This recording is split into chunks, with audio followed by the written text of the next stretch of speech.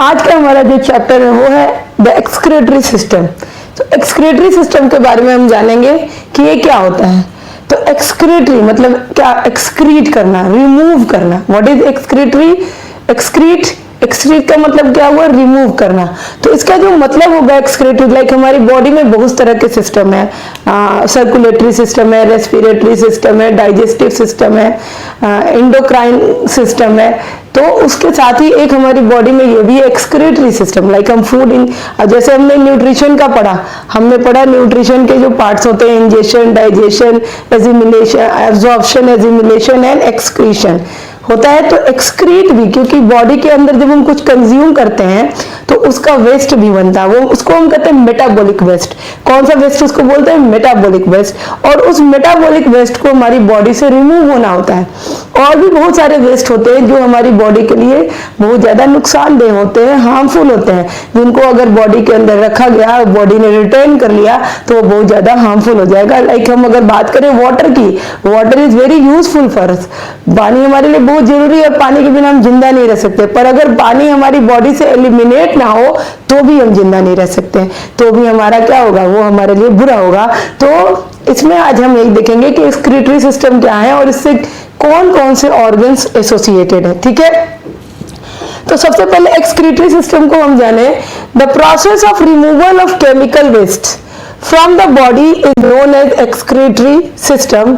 Okay, तो waste, यहाँ पे जो हमारा केमिकल वेस्ट है, ये केमिकल वेस्ट में क्या आएगा? इसमें नाइट्रोजनस वेस्ट होगा, नाइट्रोजनस मेटाबॉलिक वेस्ट होगा, और भी बहुत सारे वेस्ट होंगे, जैसे बहुत सारे सॉल्ट्स होंगे, विटामिन होंगे, या फिर वाटर होगा।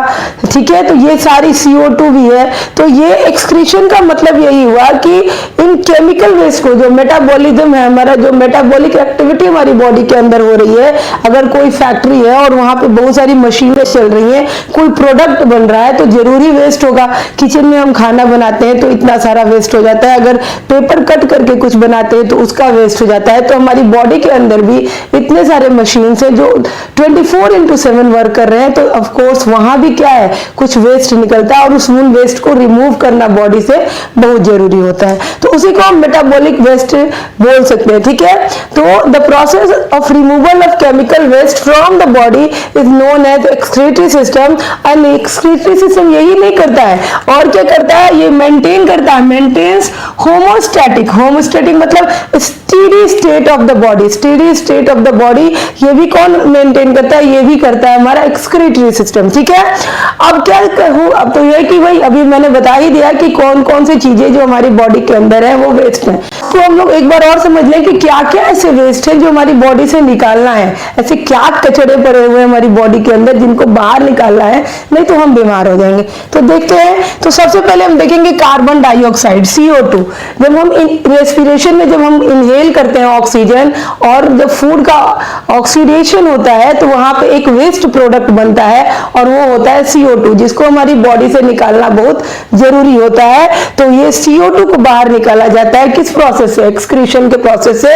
और उसमें कौन से ऑर्गन आएंगे? तो इसमें लंग्स का हेल्प से क्या होता है? इसको बाहर निकालेंगे। ठीक है, then the water vapour, water vapour भी हमारी बॉडी में होता है। रेस्पिरेशन के दौरान ही वाटर वेपर भी हमारा बनता है, उसको भी बॉडी से क्या होता है? निकलना पड़ता है। और कैसे निकलेगा आगे देखेंगे।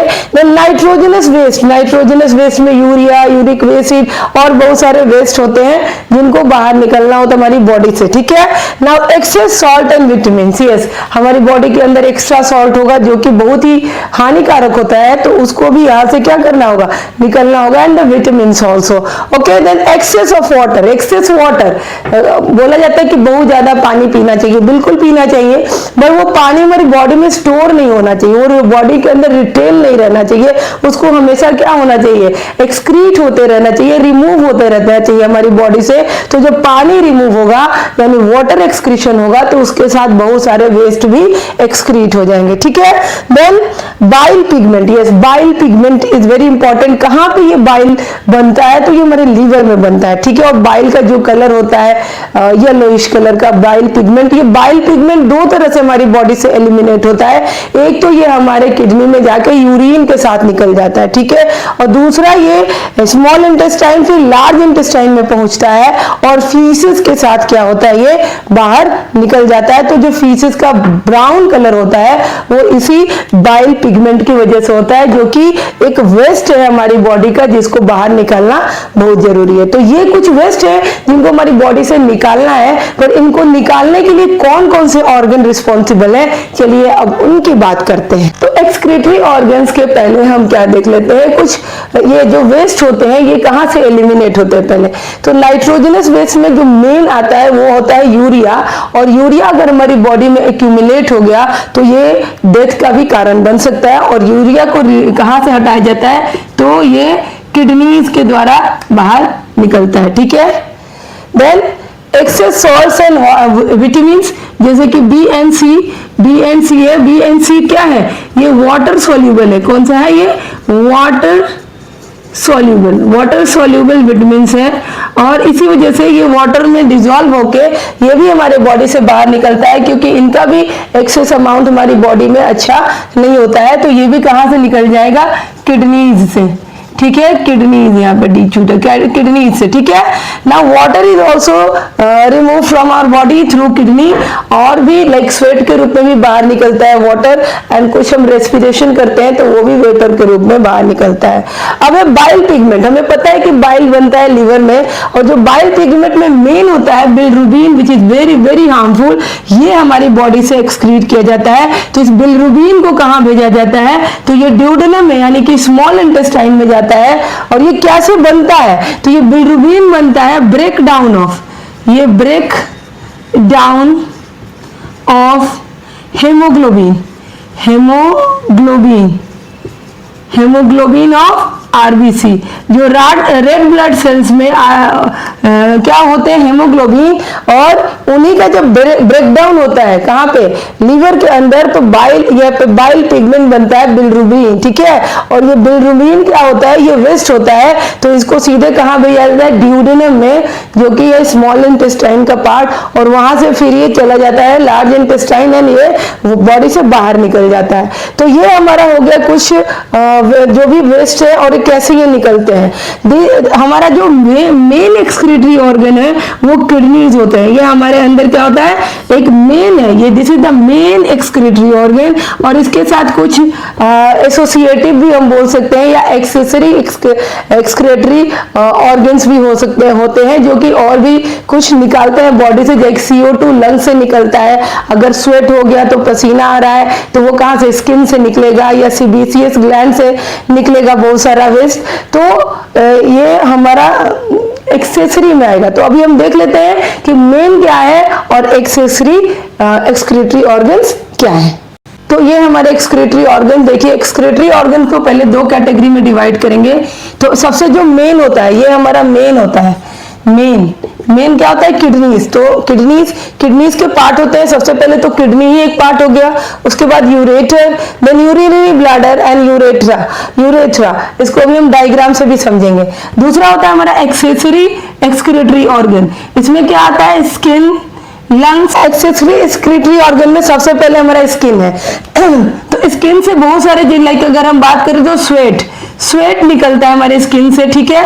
और ये स्वेट भी क्या होता है, स्वेट के अंदर भी हमारा क्या, नाइट्रोजनस वेस्ट होता है, लाइक यूरिया होता है। यहाँ पे क्या होगा, स्वेट में यूरिया होगा और लैक्टिक एसिड भी होगा, लैक्टिक एसिड, जो कि हमारी बॉडी के लिए अच्छा नहीं है, और वो कैसे निकल जाता है, स्किन से निकल जाता है। लंग्स से हमें पता है कि क्या निकलेगा, रेस्पिरेशन के थ्रू, ये हमारा होता है कार्बन डाइऑक्साइड। और लीवर से, लीवर जो है हमारे अंदर, लीवर क्या करता है, तो लीवर जो है अमोनिया को कन्वर्ट करता है, अमोनिया को कन्वर्ट कर देता है किसमें, यूरिया में। और ये यूरिया चला जाता है फिर किसमें, किडनी में, और किडनी से क्या होता है, यूरिन फॉर्म होता है, और यूरिन के फॉर्म में ये बाहर निकल जाता है। तो इस तरह से हमारा लीवर भी क्या हुआ, एसोसिएटेड है किससे, एक्सक्रीटरी ऑर्गन से। तो ये हमारा हो गया main, what is kidney is the main excretory organ, and then accessory में हमारे स्किन, लंग्स एंड लिवर है। तो चलिए अब हम पढ़ते हैं। तो ये हमारा एक्सक्रीटरी ऑर्गन किडनी, किडनी है ये। तो किडनीज में देखिए दो पेयर ऑफ किडनीज होते हैं और ये किस तरह के शेप के होते हैं, तो शेप इनका बीन शेप्ड होता है। ये किडनी है, किडनी जो होता है हमारा मेन एक्सक्रीटरी ऑर्गन होता है और इसका जो लोकेशन होता है, लोकेशन कहाँ होता है, तो सबसे पहले लोकेशन जान लें। So this is either side of the backbone. Yes, तो ये दोनों तरफ होता है और ये क्या होता है, पेयर में होता है। ठीक है, ये पहला चीज हो गया।